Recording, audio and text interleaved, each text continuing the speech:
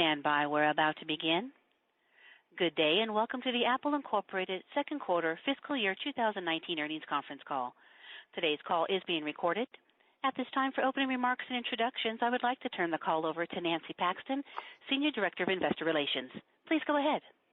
Thank you. Good afternoon, and thanks to everyone for joining us today. Speaking first is Apple CEO Tim Cook, and he'll be followed by CFO Luca Maestri. After that, we'll open the call to questions from analysts. Please note that some of the information you'll hear during our discussion today will consist of forward-looking statements, including, without limitation, those regarding revenue, gross margin, operating expenses, other income and expense, taxes, capital allocation, and future business outlook. Actual results or trends could differ materially from our forecast.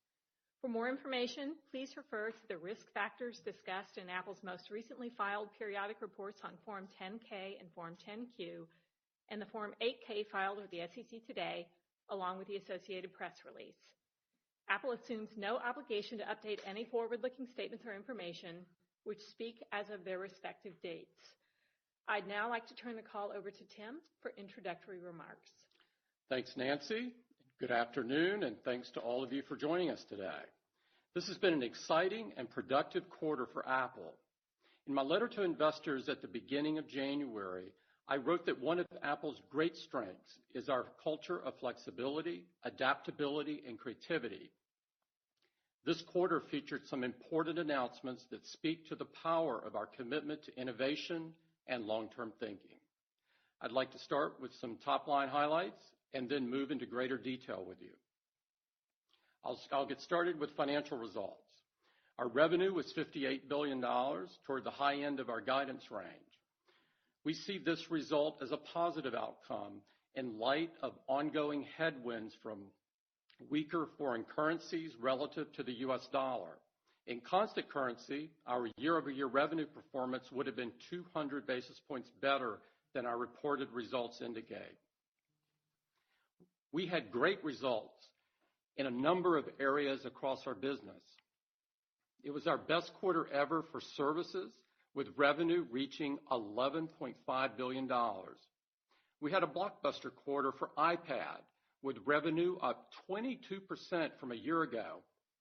This is our highest iPad revenue growth rate in 6 years. And it was another sensational quarter for wearables, with growth near 50%. This business is now about the size of a Fortune 200 company, an amazing statistic when you consider it's only been 4 years since we delivered the very first Apple Watch. I'll talk more about these categories later. While we grew year over year in developed markets, and while we had record March quarter results in a number of major markets, including the United States, Canada, the United Kingdom, and Japan, we did experience a revenue decline in emerging markets. But we feel positive about our trajectory.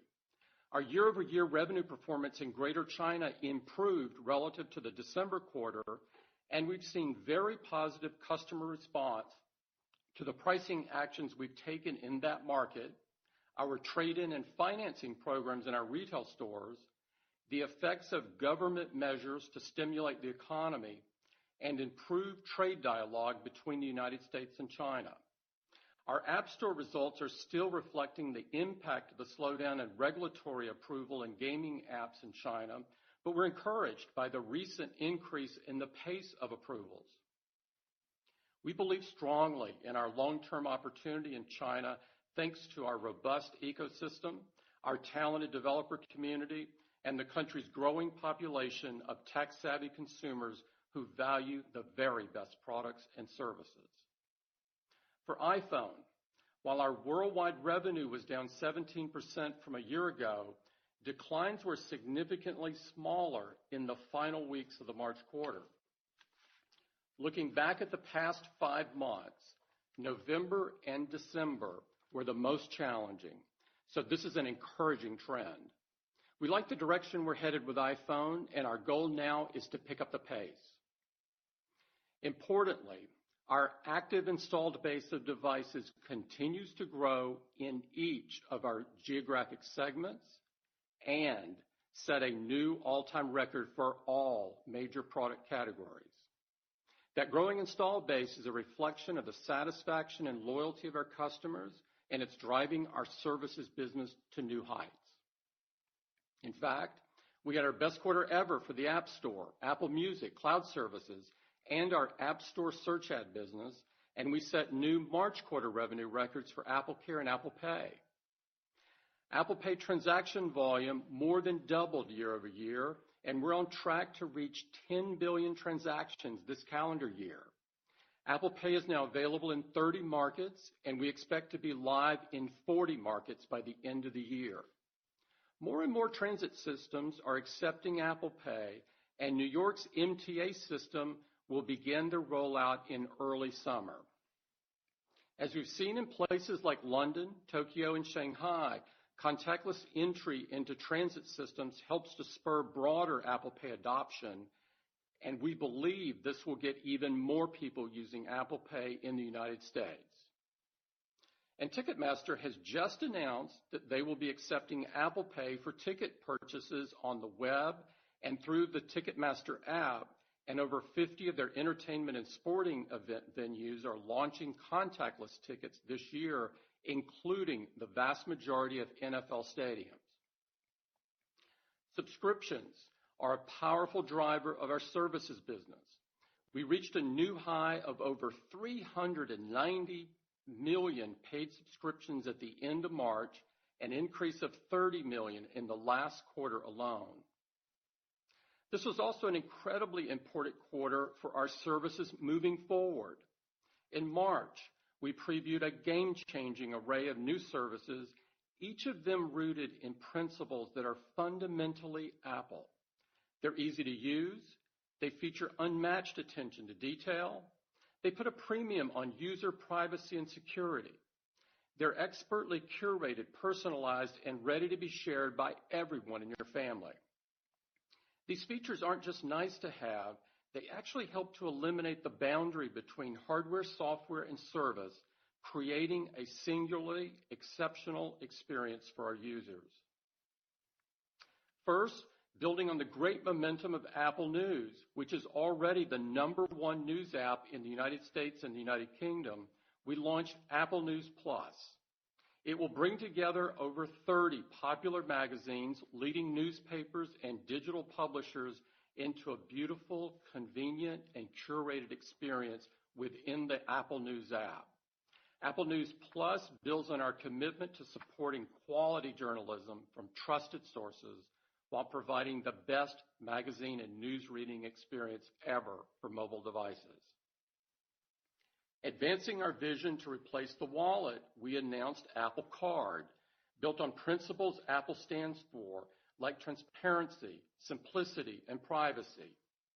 Apple Card is integrated into the Wallet app and delivers all new experiences that only Apple can provide, integrating our hardware, software, and services in an elegant solution that places the customer at the center. It's the first card to encourage you to pay less interest, eliminate fees, and give you daily cash on all your purchases, and customer interest to date has been terrific. We also previewed Apple Arcade, the world's first game subscription service for mobile, desktop, and the living room. With over 100 new games, all with no ads or ad tracking, no additional purchases, and respect for user privacy, we've created a service for players of all ages, kids to teens to adults, and one that families can enjoy together. The App Store is already the world's biggest gaming platform, and we think Apple Arcade is a great way to unleash the creativity of the game developer community with a collection of new games not available on any other mobile platform or in any other subscription service. We can't wait for our customers to experience it for themselves beginning this fall. We were thrilled to provide a peek at what's new for TV. Beginning in mid-May, the all-new Apple TV app will bring together the different ways to discover and watch shows, movies, sports, news, and more in one app across iPhone, iPad, Apple TV, Mac, smart TVs, and streaming devices. and users can subscribe to and watch new Apple TV channels like HBO, Showtime, and Starz, paying only for services they want, all on demand, available on and offline. And coming this fall, Apple TV Plus will be the new home for the world's most creative storytellers, featuring exclusive original shows, movies, and documentaries.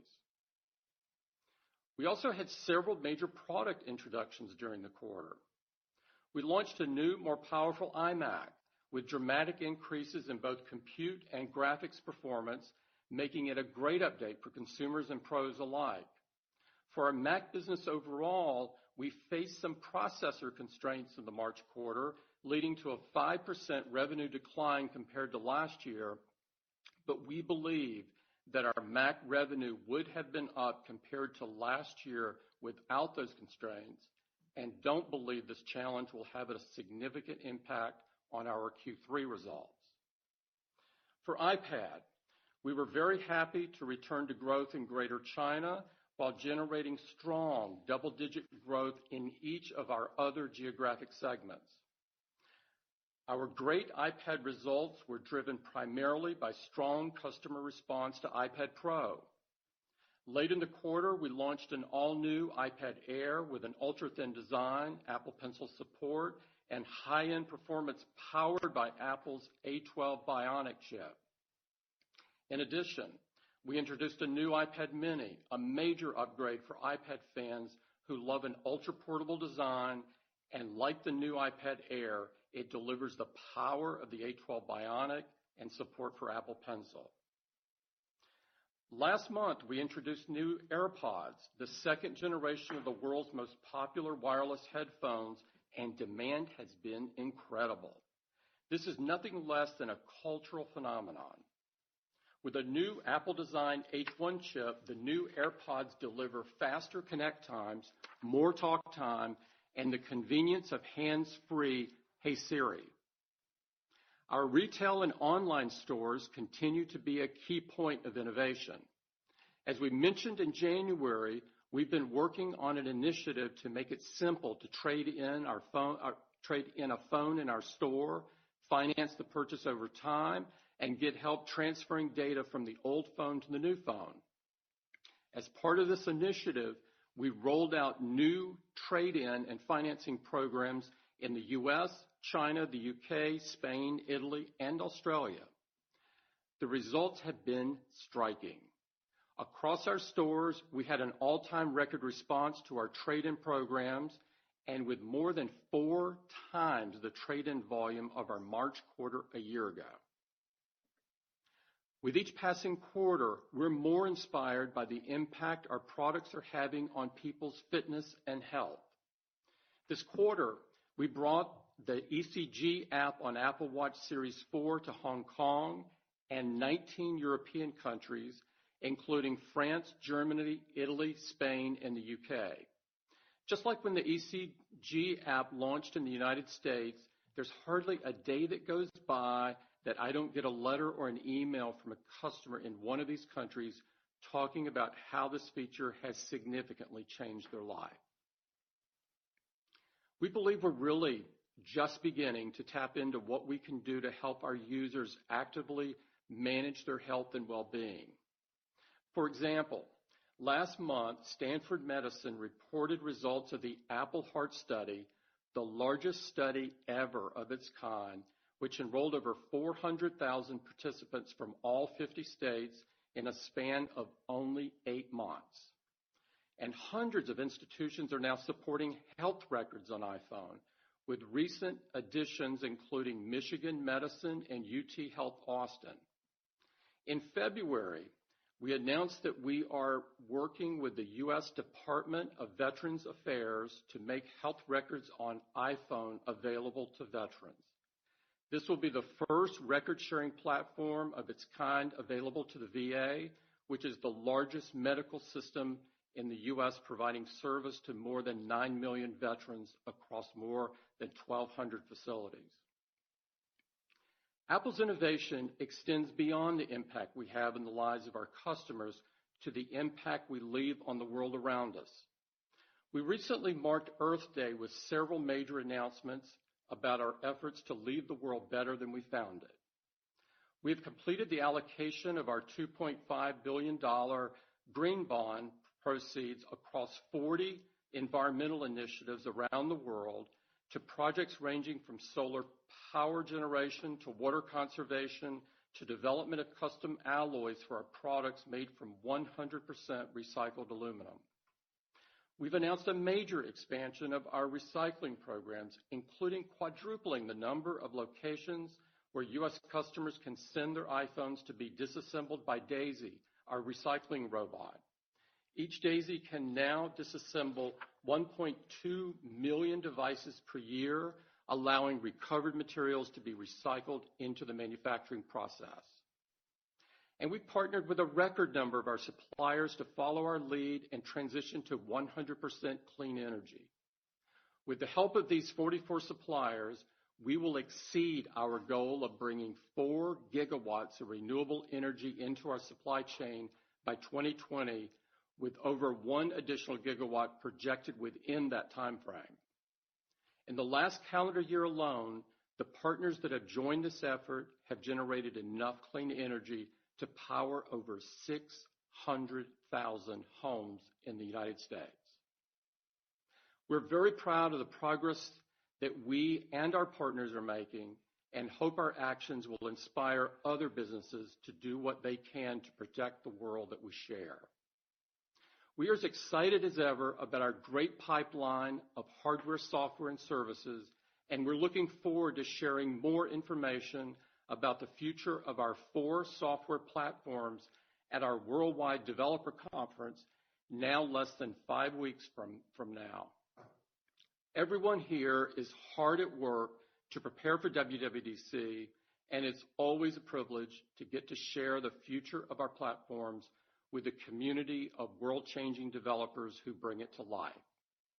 You are not going to want to miss this one. We're in the fortunate position of generating more cash than we need to run our business and invest confidently in our future. So today we're announcing the latest update to our capital return program, including an increase to our share repurchase authorization and our quarterly dividend. For more details on that and our March quarter results, I'll turn the call over to Luca. Thank you, Tim. Good afternoon, everyone. Revenue in the March quarter was $58 billion, near the high end of the guidance range that we provided 90 days ago and down 5% from last year. Our revenue decline reflects 200 basis points of negative foreign exchange due to the strength of the U.S. dollar. Overall products revenue declined 9%, driven primarily by iPhone, while services revenue grew 16% to a new all-time record. We also set a new March quarter record for wearables, home, and accessories, and we recorded our best iPad growth rate in 6 years. Company gross margin was 37.6%, in line with our guidance.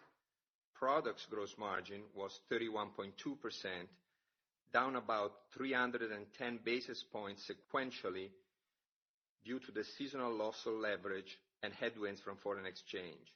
Services gross margin was 63.8%, up 100 basis points sequentially due to a different mix and leverage from higher revenue.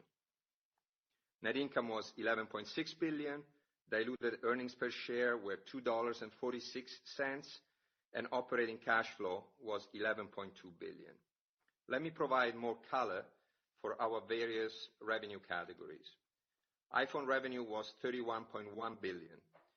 We've seen positive customer response to recent pricing actions in certain emerging markets, as well as enhancements to our trade-in and financing programs, and our year-over-year performance improved relative to our December quarter results in Greater China, in the Americas, and in Japan. Our active installed base of iPhone reached a new all-time high at the end of March. This growing installed base reflects the industry-leading satisfaction and loyalty of our customers.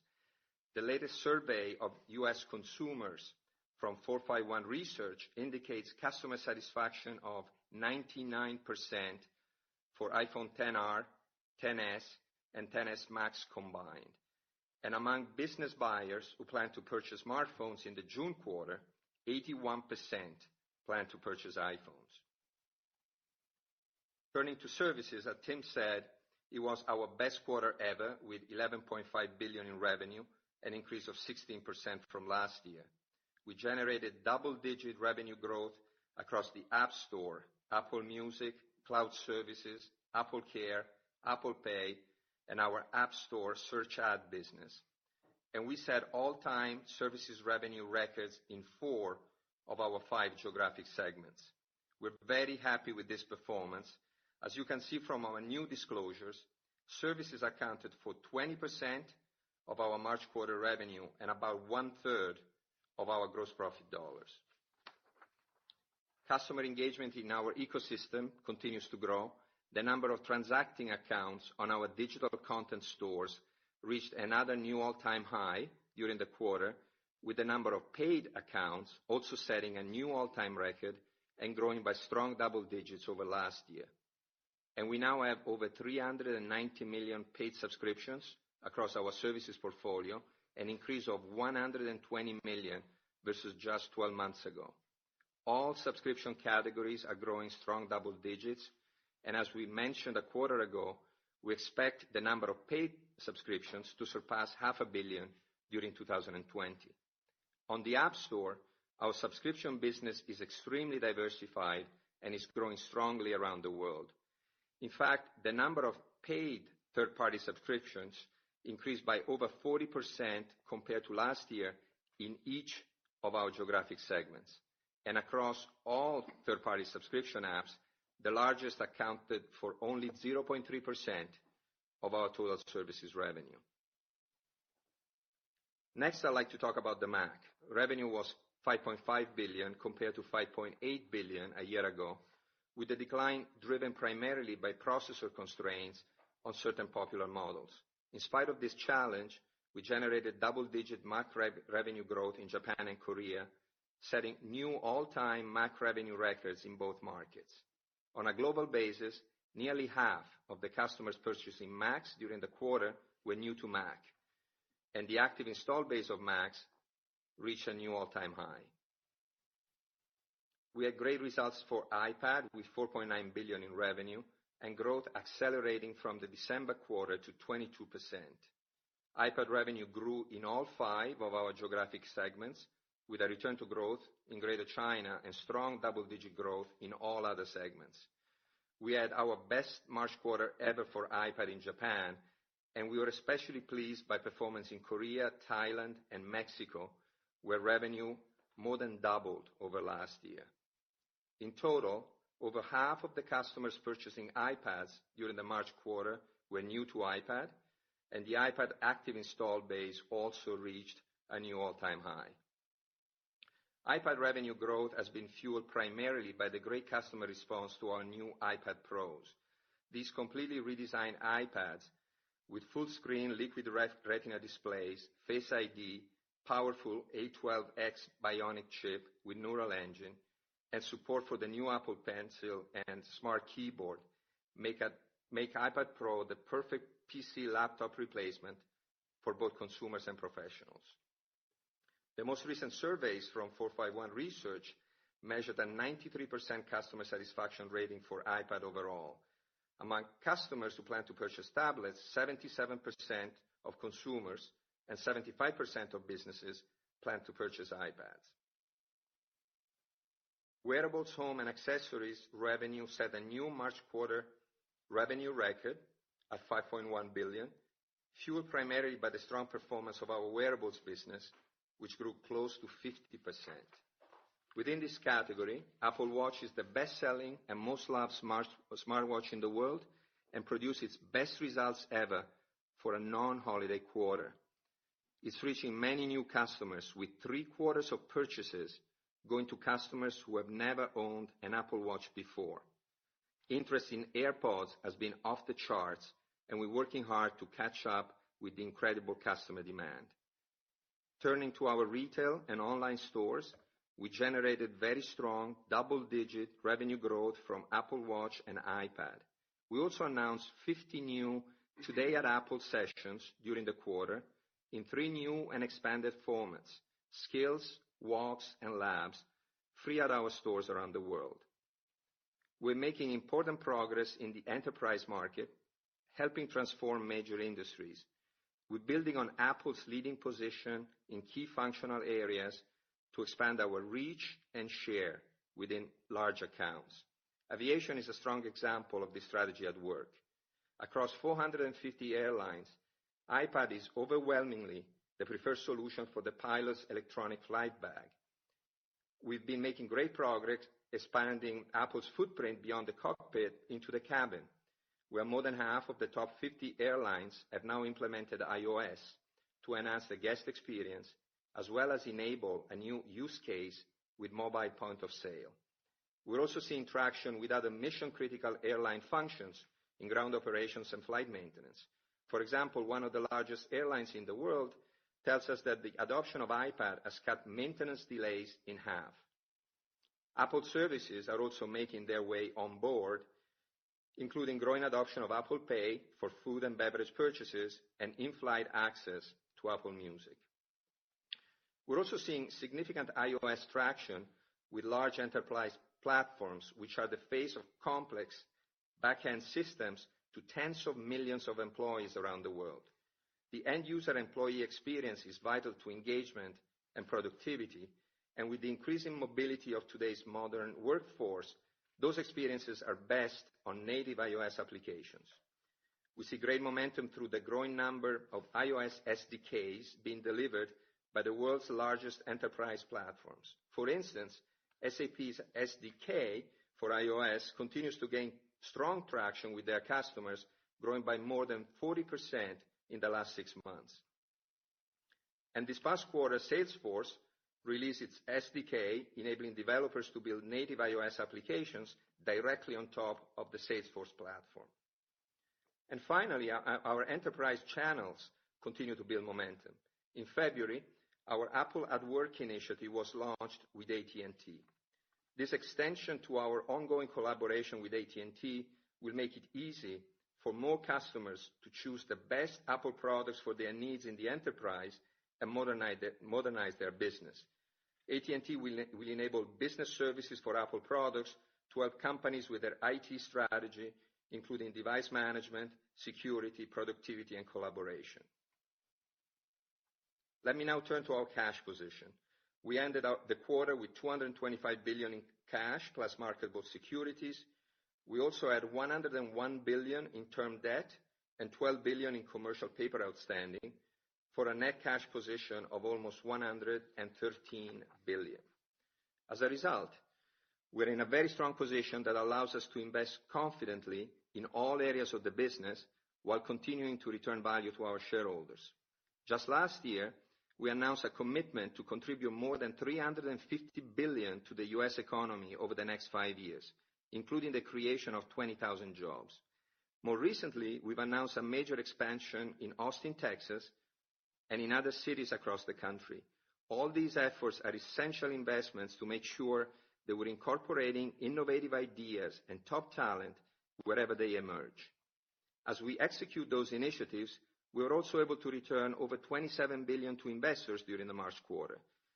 We began a $12 billion accelerated share repurchase program in February, resulting in the initial delivery and retirement of 55.1 million shares. We also repurchased 71.7 million Apple shares for $12 billion through open market transactions, and we paid $3.4 billion in dividends and equivalents. Our priorities for cash have not changed over the years. Most importantly, we always want to maintain the cash we need to run our business, maintain strategic flexibility, and invest in our future. We're well on our way towards meeting the investment projections we laid out early last year. We also want to work towards a more optimal capital structure, and as we said before, it is our plan to reach a net cash neutral position over time. Given our confidence in Apple's future and the value we see in our stock, our board has authorized an additional $75 billion for share repurchases. And because we know many of our investors value income, we're also raising our quarterly dividend for the 7th time in less than 7 years to 77 cents. an increase of about 5% from the previous amount. We've paid over $14 billion in dividends and equivalents over the last 4 quarters alone, making us one of the largest dividend payers in the world. Going forward, we continue to plan for annual increases in dividends per share. As we move ahead into the June quarter, I'd like to review our outlook, which includes the types of forward-looking information that Nancy referred to at the beginning of the call. We expect revenue to be between $52.5 and $54.5 billion. This guidance range comprehends 300 basis points of negative foreign exchange impact year over year. Also, as a reminder, in the June quarter last year, our services revenue included a favorable $236 million one-time item in connection with the final resolution of various lawsuits. We expect gross margin to be between 37 and 38%. We expect OPEX to be between $8.7 and $8.8 billion. We expect OI&E to be about $250 million, and we expect the tax rate to be about 16.5%. Also reflecting the approved increase, today our board of directors has declared a cash dividend of 77 cents per share of common stock, payable on May 16, 2019, to shareholders of record as of May 13, 2019. With that, I'd like to open the call to questions. Thank you, Luca, and we ask that you limit yourselves to 2 questions. Operator, may we have the first question, please?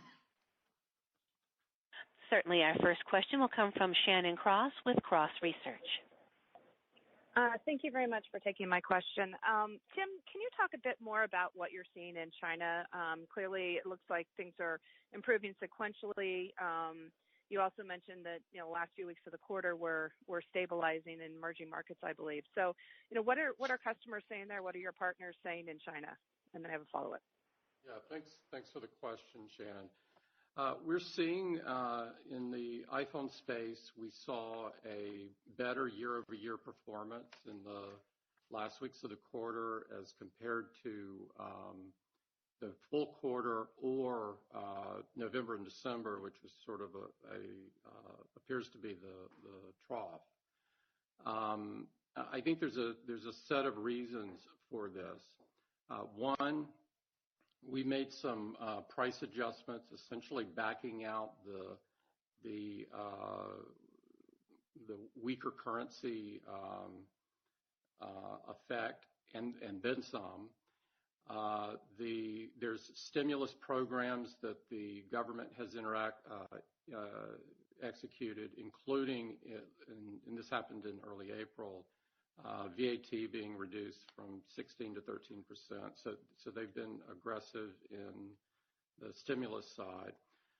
3, our trade-in and financing programs that we've implemented in our retail stores have been very well received there, and I'm happy with the results to date there.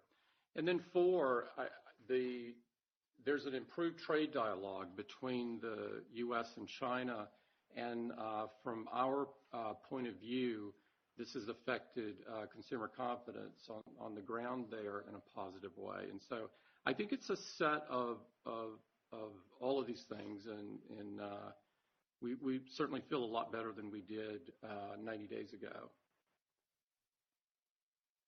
Great, thank you. And then I'm sure you're probably expecting a question on Qualcomm settlement. So what would you like to say on the settlement? How are you thinking about, your component providers going forward? And, how should we think about this with regard to, your development plans in the future? Because I'm sure you're not going to talk about when you're going to do 5G, but clearly it helps that path. Thank you.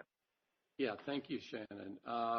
We're glad to put the litigation behind us, and all the litigation around the world has been dismissed and it's settled.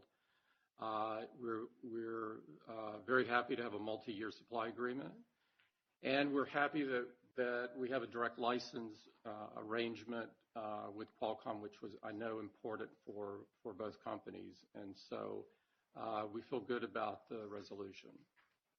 Thank you, Shannon. Could we have the next question, please? The next question will come from Samik Chatterjee with J.P. Morgan. Hi. Thanks for taking the question. Tim, you talked about China responding well to the pricing actions that you've taken in that market. Do any of those learnings kind of carry through into how you decide pricing in the remaining emerging markets like India, et cetera, as you get ready for the next product cycle? We have made some adjustments in India, and we've seen preliminarily some better results there. Everything that we do does advise everything we do in the future. So, we try to learn the best we can and fold that into our thinking. And we'll obviously do that with this as well. Thank you. I just had a quick follow-up for Luca on the services side. Luca, we see that you're guiding to higher operating expenses quarter on quarter. How much of that incremental is going in to support the new services that you're planning to launch later in the year? Yeah, of course we are, supporting both our products and services business, and you can see it for, the trajectory of our OPEX over the different quarters. Clearly, as we add new services, we will need to make the necessary investments to support them. Our services business is, has multiple streams. In total, it is accretive to company gross margins. You've seen the latest, we're running services margins at over 60%. So it's a very important business for us in many ways, for our ecosystem, and for our ability to monetize it. And so clearly we will make all the necessary investments to ensure that the new services are successful, and we're really encouraged by the level of customer response that we've received so far in anticipation for the launch of these services. Thank you, Samik. We have the next question, please. The next question will come from Katy Huberty with Morgan Stanley. Thank you. Luca, if I look back over the past 5 years, June quarter revenue typically declines about 15% from the March quarter. You're guiding to an 8% drop this year. So can you just talk about which regions or product segments you think can outperform that typical seasonality? Yes, Katie. And keep in mind, by the way, we're reporting this guidance including a 300 basis point negative impact from foreign exchange. So actually, in constant currency, the numbers would be even stronger. At the product category level, we expect that we will continue to have strong revenue growth from the non-iPhone categories, as we've had for the first half of our fiscal year. We're also expecting a relative improvement in our iPhone performance on a year-over-year basis in Q3 versus the first half. As Tim said, March was the strongest month of the quarter on a year-over-year basis, and so this has given the confidence to provide the guidance that you've seen. Geographically, of course, as you've seen from our results for the March quarter, China is the geo where we found some challenges, but we believe the trajectory should improve over time. Thank you. And then just as a follow-up, as Shannon said, you're not going to talk specifics around the timing of a 5G phone, but Tim, maybe you can talk about how the company approaches a new technology like this, given the higher cost, but also potentially significant benefit, how you think about the right timing for coming to market with a product with those characteristics, and then just generally how meaningful you think 5G is as a demand driver for upgrades in your iPhone installed base. Thank you. Katie, this is one that I'm going to largely punt on, as you would probably guess. We look at a lot of things on different technologies and try to look at and select the right time that things come together and get those into products as soon as we can. And certainly from a cost point of view, there has been the technologies have had cost pressure over the last couple of years or so. But on the flip side of that, there's a number of things in the commodity markets going in the other direction at the moment, like DRAM and NAND. And so it's difficult to project what happens next, but it's the aggregate of all of it that really matters from a price point of view. Thank you, Katie. Could we have the next question, please? Jim Suva from Citi has our next question. Thank you very much. A topic that's probably split or shared by both Tim and Luca on a response, but I'll ask the question and you can decide how to divide it up. In your opening remarks, Tim, you mentioned about pricing adjustments that you made in some of the markets, and then Luca talked also about the strength of the trade-in program, or maybe it was Tim also. Can you help us understand about what type of lessons or elasticity you've learned about pricing and the trade-in programs, of how it impacts like revenues and COGS and margins and things? Thank you. Yeah, Jim, in the opening remarks, I was really talking about China specifically.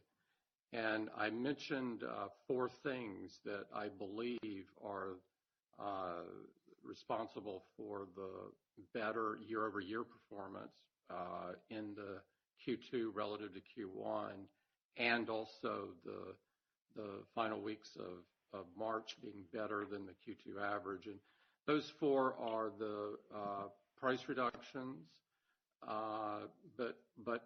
that's one of them, but there are 3 others, and one of the others is the trade-in and financing programs that we've instituted in our retail stores.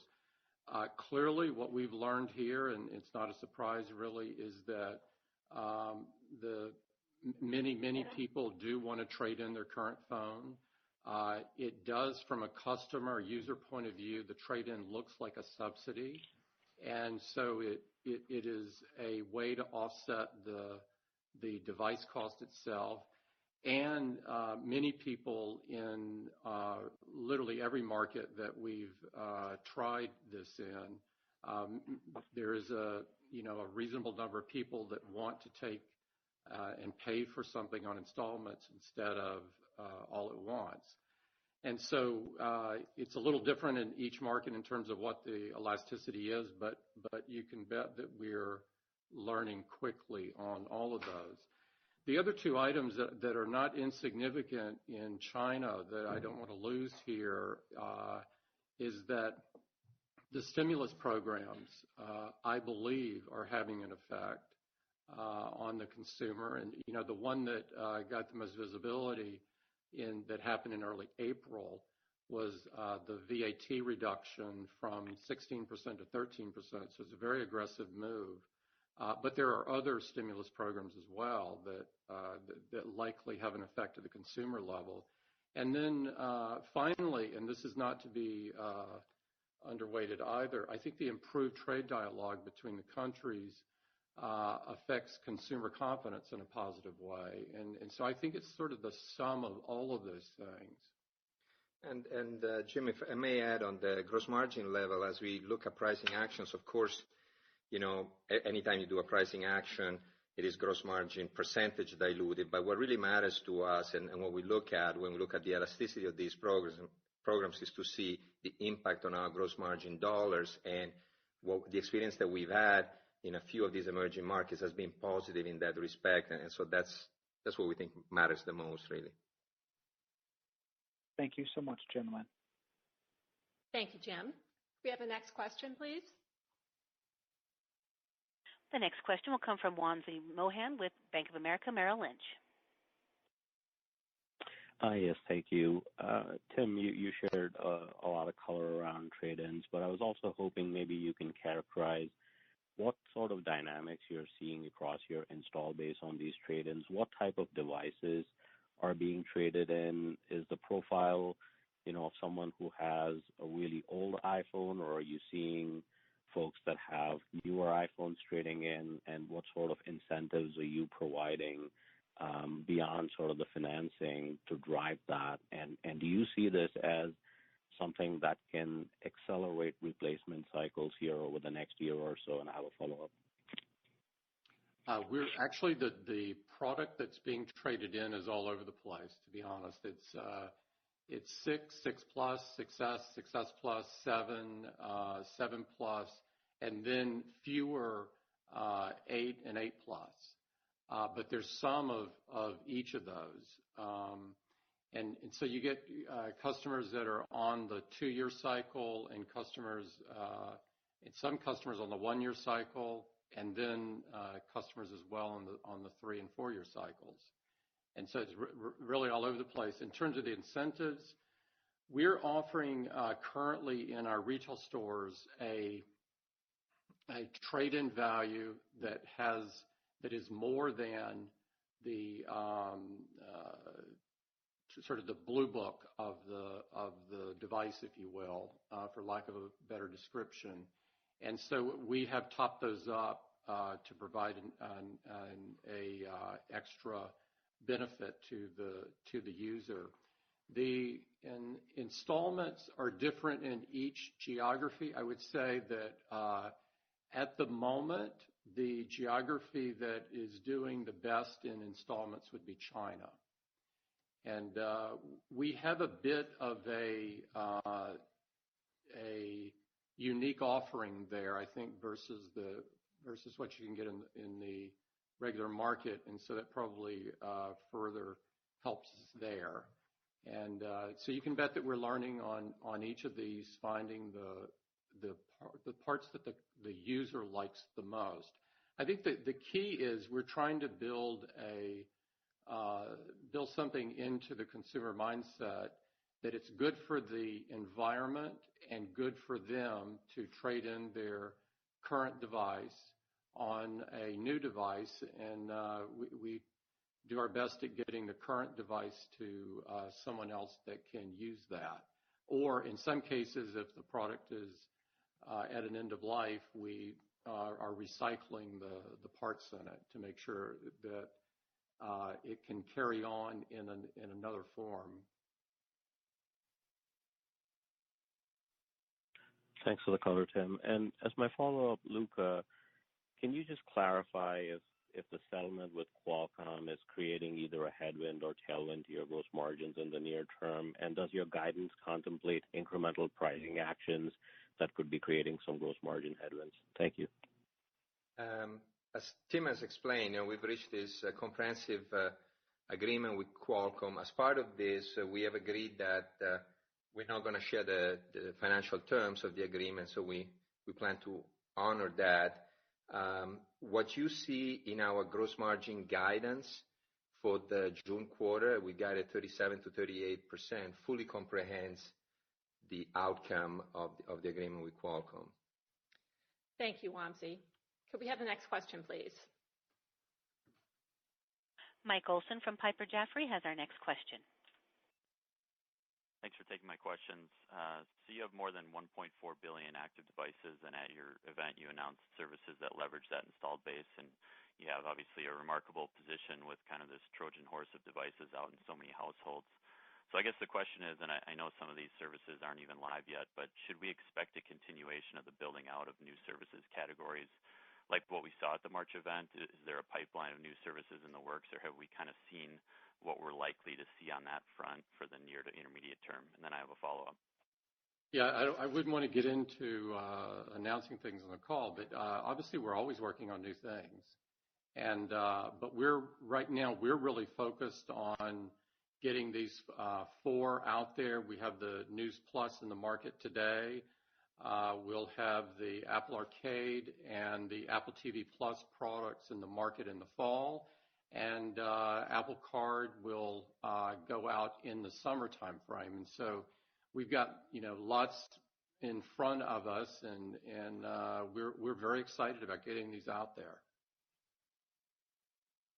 All right, and then you mentioned the App Store search ad business a couple times in the prepared remarks. Is that reaching a point where it's become material and maybe moving the needle for overall services revenue, or is there anything you can quantify related to that? I also imagine that this is a high margin business, at least maybe higher than the overall services margin, but wondering if you can confirm if that's the case or not. Thanks.